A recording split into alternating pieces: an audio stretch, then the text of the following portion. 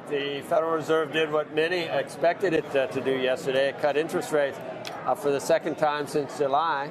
As has now become common, the president quickly criticized the Fed. Steve Liesman joins us now with more about how the Fed is responding. Can you hear me? I can hear you. Okay. I don't know if I'll be able to hear you, which in some cases that might be good for me, but because we're far apart here. Because we're far apart, it's loud in the background. But we have this wonderful earpiece here, But we don't have feedback. We don't have any of the anchors. I have it because I'm nice to the guys on the floor. No, I have them. I don't have anyone else on the set. Right. Or you. Thank you. Grateful for that. Look, just 25 minutes after the Fed's decision to cut interest rates, President Trump tweeted out his displeasure, saying, and I quote here, Jay Powell and the Federal Reserve fail again. No guts, no sense, no vision. A terrible communicator, he said of his self-appointed Fed chairman. Reporters at the press conference, which began just 5 minutes later, then had a chance to ask Fed Chairman Powell how he responds to the president's criticism. I don't. I'm not going to change my practice here today of not responding to comments or addressing comments made by elected officials.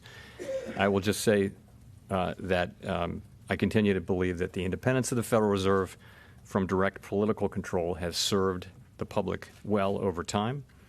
And I assure you that my colleagues and I will continue to conduct monetary policy without regard to political considerations. All that may be true, and it likely is. The problem is that by cutting rates, the Fed is moving rates in the direction the president wants.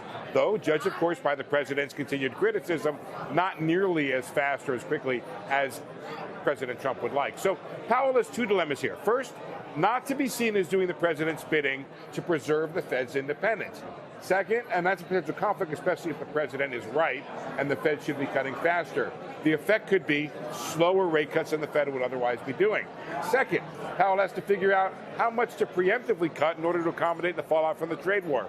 More rate cuts could prompt the president to boost tariffs even further.